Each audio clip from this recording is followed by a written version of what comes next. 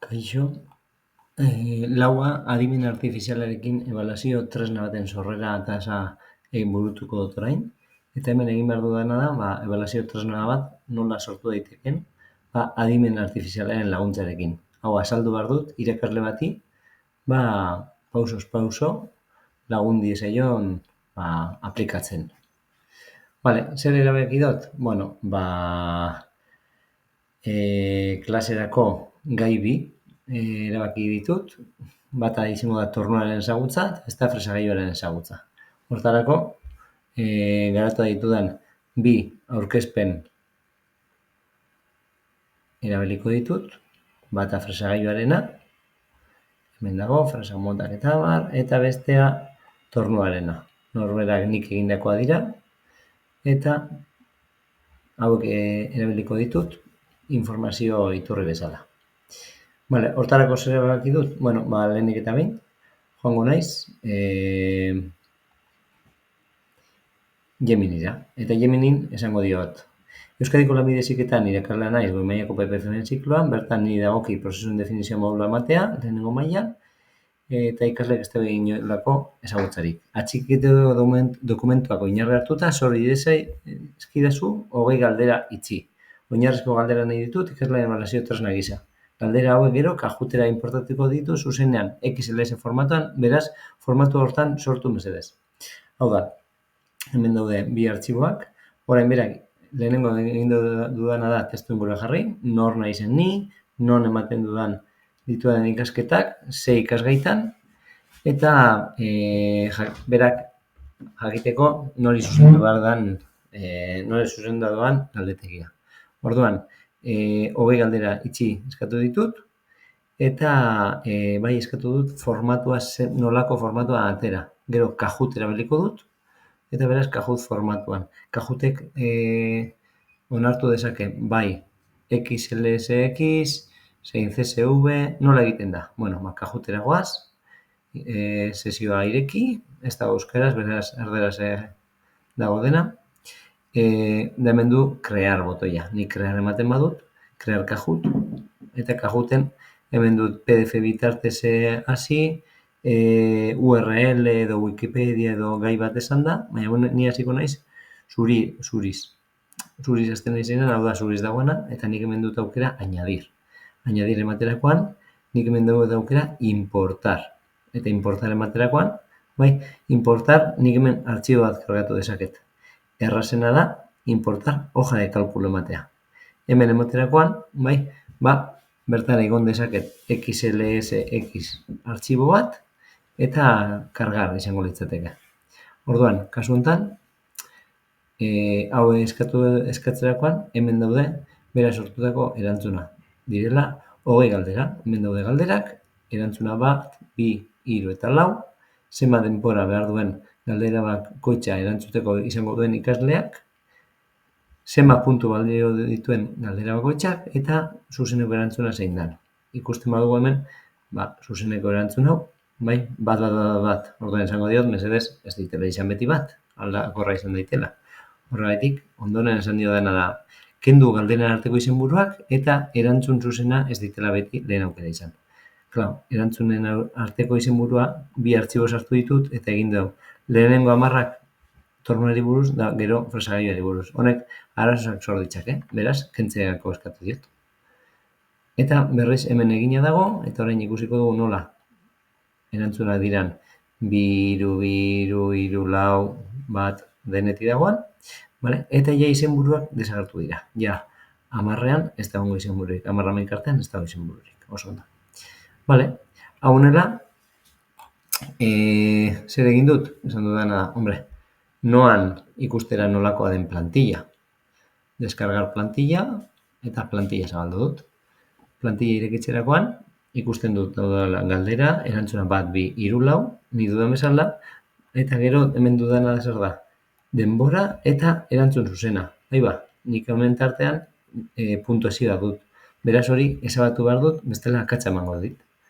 Hori horrela, joan naiz Geminira, da esan diot, mesedez, puntuak zutabeak kendu ezazu. Eta orduan, egin duena da berdina, baina orain ja, denboran ostean, erantzun zuzena besterik ez dago. puntuan zutabea desagertu da. Bale, hau egindakoan, zer egin dut?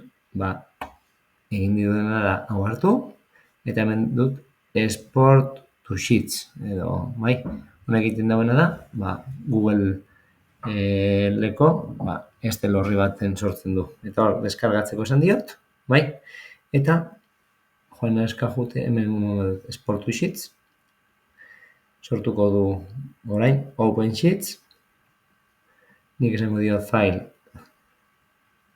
markatu, file, download XLSS, deskargatu dit, hemen dago. Bai. Hemen dago, puntuak, zutabeak kendu, esazu, holan ditzen da, bale. Orain natorrena, eta aukeratuko dut artxiboa. Artxiboa aukeratu denean, noa deskargazen dagoanera, eta aukeratzen dut. Baina, kargara mongo dut, arazo bat jartzen dut. 17. galderako bigarren erantzuna luzeegia da. Bale, karaktere aldetik limitatu dago. Orduan zer egin behar dut? Egin behar dudana da, berriro joan naiz Geminira, eta esan diot. Barkatu baina 17. galdera bigarren erantzuna lagurtu mesedez, sekajute dintzeko luzeegia dela, da? Orduan, berriro joana da, eta 17. galdera bigarren erantzuna lehen laburtu du. Orain, berriro emon eskero, export to sheets, zabaltzen dut, lehengo bezala download XLSS, orain, dana primeran, baina 17. galdera bi erantzuna, hori zabaldu behar dut, selekzionar, hau, abrir, eta orain, kargara ematen badut, lortu dut. Baina, preguntas. Joaten nahi zorain, kajutera, ia zer dagoan hemen. Guazen ikustera. Beno, kasu honetan, egin didana da, itxaron, hemen egin dit, bi aldiz kopiatu dizkit galderak, bale? Orduan, salir, crear barriro, kajut, zuzenekoaren gauza dira. Añadir, importar, eta hemen importar, selekzionar, eta hemen, 20 galdera. Cargar, 20 galdera. Vale. Añadir preguntas. Berriz. David lehengoaren gainean David denpora guztian egiten, hemen berez 10 galdera egon behar dira, baina dau errepikatuta. Nabil egiten edo ez? Ez, ondo da. Orduan, hemen lehenengokoa beti ezagutu behar duz, da adibide gisa, egin bari dagoena, ezagutzen dut, eta hemen hasten da. Eta hemen ditut galderak. Dagoeneko 12. galdera. Hemen badut bebai aukera bat, non, hemen berak esan du, nahi duzu irudi batekin aberaztu? Noski, zer da torneaketa? Bale. Zer egingo nuke?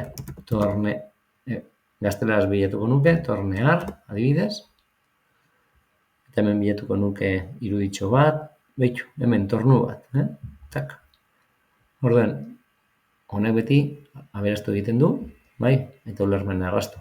Eta horrela egin dezaket, ebaketa egidura, beste horren beste, eta horrela jarraitu nezake bestekin, bale? Orduan, behin hau egindakoan, ez du besterik, izenburua jartzea baino, izenburuan jarriko dut, torneak eta fresaketari buruzko ebaluazio edo galdetegia. Vale. Hemen, publiko mardo, bizibilia publiko, zeizkuntzaten dago, euskeraz, orduan, hemen euskara, listo. Eta orain ja, gorde dezaket, hor dago ja jarrita, 20 segundo galderen artean, guardar. Eta hemen ja badut aukera, compartir, eta listo. Hau egina dago ja. Kopiar. Nik orain joaten banaiz artxibo berri batetara. Klik. Hemen dut tornak eta fresaketari buruzko galdetegia, eta hemen dago ja galdera guztiak, zerrendaeran ikusi nezake, erantzun zuzenarekin, bigarrena da zuzena, beti ere, baina gogoratu behar dugu, Geminik sortzen duena, birpasatu behar dugula. Eta hau ikusi, eta ia benetan, hone diren gu nahi ditugun galderak edo ez. eta helburua honena erakustea zen, ebidentziatu nola egiten den pausuz pausu tresna bat. Honekin bukatutzat emango genuke ekintza hau.